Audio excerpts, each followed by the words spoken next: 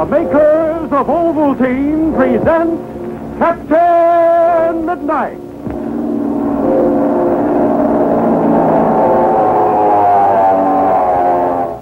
Captain Midnight, brought to you every day, Monday through Friday at this same time, by the makers of Ovaltine. Captain Midnight is a new program to many of our listeners. It is written for red-blooded young Americans, for boys and girls, yes, and for mother and dad, too. For everyone who's young in spirit.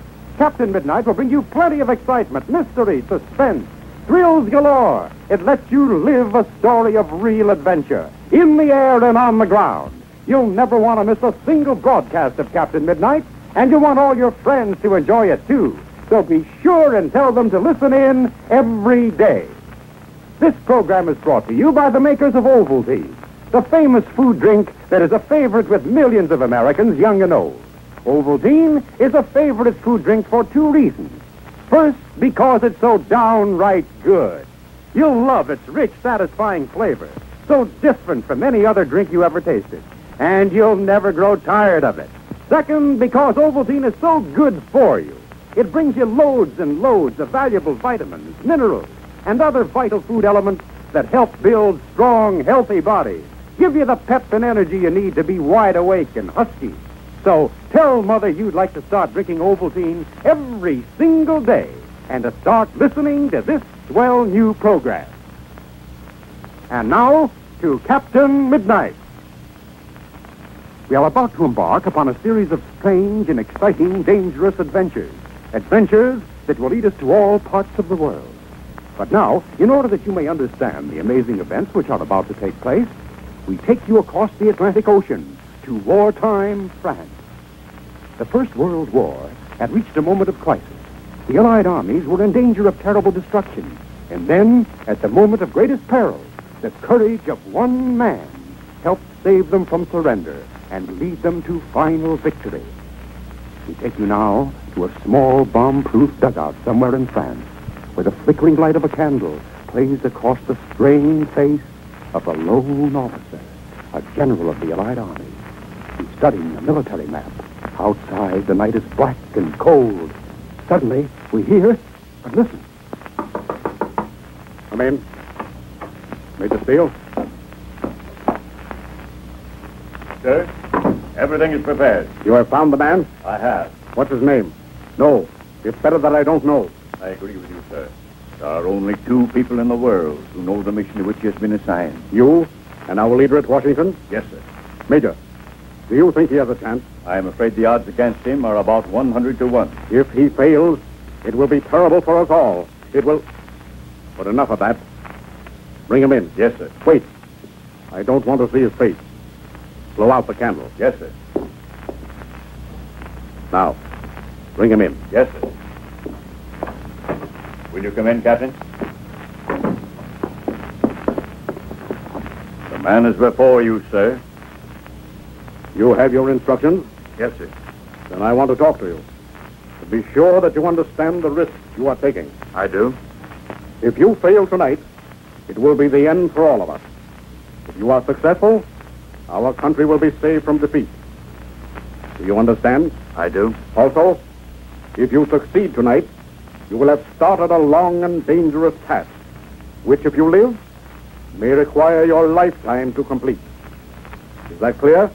Yes, General. Very clear. Above all, you understand that your ultimate purpose is the extermination of the most rascally and dangerous criminal in the world, a traitor to the United States, a fiend who has caused the slaughter of thousands of your countrymen.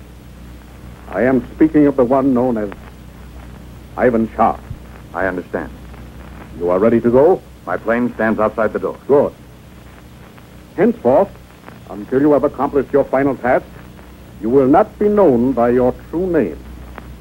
What name you will be known by rests in the hands of fate. How long do you think it will be before we know the outcome of this night's venture? Sir, if I've not returned by 12 o'clock, you will know I've failed. You are a brave man, Captain. Now, Godspeed. Thank you, sir.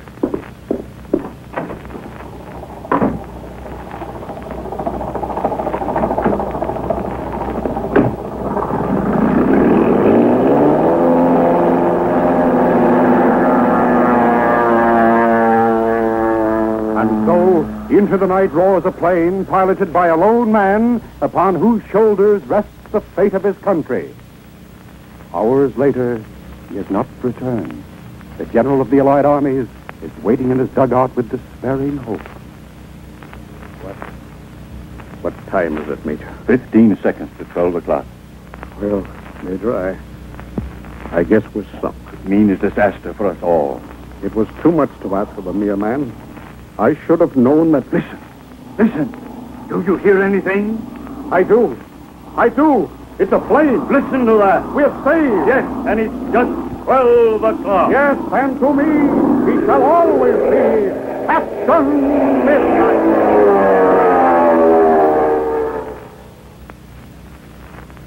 But that was 20 years ago.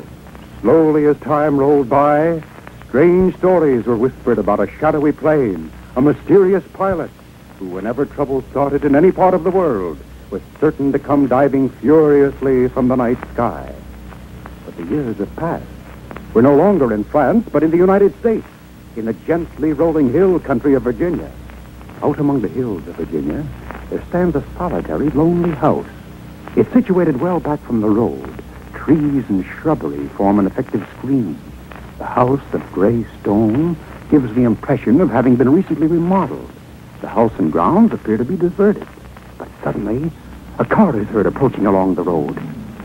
The car turns in the driveway, drives up to the front door and stops. The car door opens, closes. A man mounts the stone steps to the door. He's tall, muscular, and his lean, dark face is bronzed by wind and sun. His hand reaches for the bell, but before he can ring, the door opens, and a man's voice says, Yes, sir. What can I do for you? I beg your pardon, but I may have lost my way. I came 2 miles west, 4 south, and then 8 miles west again. That's most curious, sir. Do you realize you have cubed the numeral 2? Numerals 2, 4, and 8 were considered lucky by the ancient Medes and Persians. And even in those days, a secret. A secret even today. And, I might add, the way is long. You're right. The way is long, but the reckoning is sure. You haven't lost your way, sir. Come in. I'll take your hat. Thanks. Here are your instructions. Shall I open them here? If you please. We must be sure you know what to do.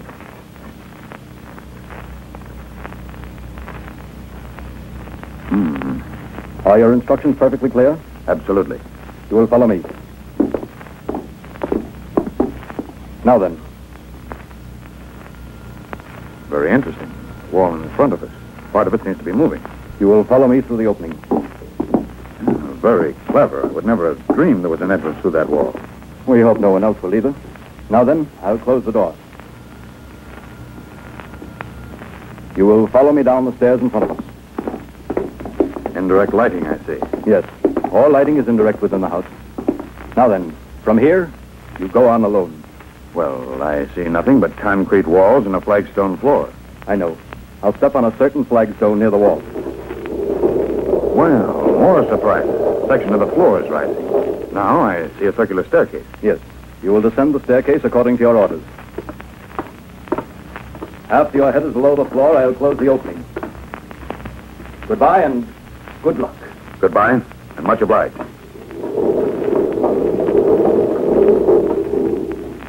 Ah, there's a steel door. That must be the button that will open it.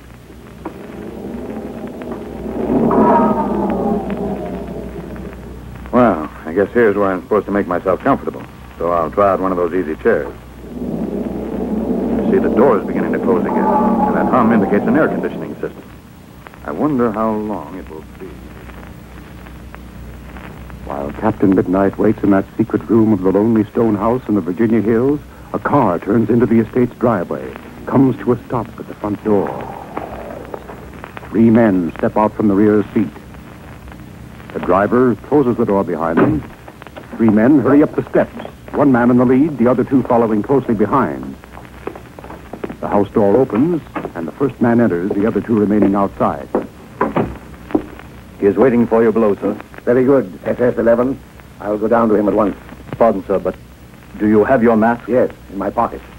I don't think he will recognize me anyway, but I'd better wear it. I'll adjust it on the way down. Every precaution must be taken.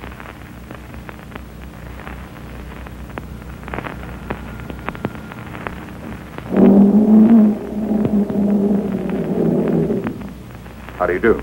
Good afternoon. You are Captain Midnight? I'm the one known by that name. Yes. Your real name is Captain Albright. But please, do not remain standing. I will sit down also. Thank you. We have a great deal to discuss. There are very few people indeed who know my real name. I know all about you, Captain Midnight. I know that you and your ward, Chuck Ramsey, have just returned from a vacation in the Orient. Chuck and I have been back less than a week. Then perhaps you are not very well acquainted with the events of the past few months. I have learned that there's been a vast increase in un-American activities that endanger our democracy. More than you dream, Captain Midnight. More than the general public knows. Certain things have been kept quiet. Sabotage of airplane and munition factories has taken place. Various explanations have been offered, but I have come to the definite conclusion that a secret anti-American criminal organization has come into being that endangers the very existence of the United States and is directed by an evil genius such as the world has never known before. I am forming a secret squadron to combat this criminal force, and I wish you to command it. Well, you do me a great honor indeed. I have taken a long time to look the field over. You, I am sure, are the best equipped man in the United States for such a task. Well, I'm flattered indeed, but if you'll pardon me, I don't know who you are. It's true Major Steele sent me to you, and I have full confidence in him. I know full well what is going on in your mind, Captain Midnight. If you take the post I offer, you must have absolute confidence in me. You must know who I am. I disguised myself before putting on this mask, and I don't believe you'll recognize me. But pardon me a moment while I turn my back to you. There. Now my mask is off. Do you know me? Why, no. No, I don't. Then read the name on this paper. You. I never dreamed it would be you, mister. Please, Captain Midnight, don't go any further. You must never mention my name. Captain Midnight has had many a stunning surprise in his dangerous and exciting life, but never one like this. A breathtaking shock comes over him as he suddenly realizes the tremendous gravity of the situation. He can hardly wait for this vitally important conference to continue. What will be Captain Midnight's answer? Will he accept command of the secret squadron? Don't miss the exciting adventure tomorrow. Tune in, same time, same station, to Captain Midnight. Desperately struggling to stay awake, Sheriff Hughes waited at his post at the edge of town for the Indian rider who would save the town from the terrible epidemic that had seized it. Faithful Indian companion, thank goodness you've come. The whole town is suffering from a terrible epidemic of boredom. You not worry, Sheriff. Town be happy now. Kimasabi save you. Him bring latest copy of Radio Nostalgia magazine. Thank goodness. That's right, friends. Radio Nostalgia magazine, the new magazine about old-time radio. It's chock full of pictures and articles on your favorite radio stars, with inside stories on the Green Hornet, the Shadow, and the Lone Ranger, with lots more. Learn how to get free radio premiums, an original G-Man ring, a Captain Midnight decoder, a flight patrol membership into the Secret Squadron, and many more. Send $1 now to Radio Nostalgia, Box 8007D, Union City, New Jersey. That's Radio Nostalgia, Box 8007D, Union City, New Jersey, 07087. See you tomorrow. And until then, this is Pierre Andre, your Ovaltine announcer, saying goodbye and happy landing.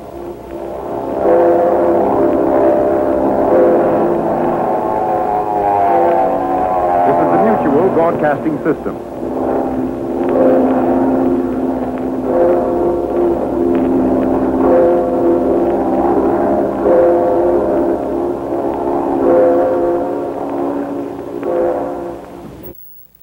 Another very interesting location was in West Berlin. That's Bill Holden and his director, George Seaton, making the counterfeit traitor in the actual locale of this true life story.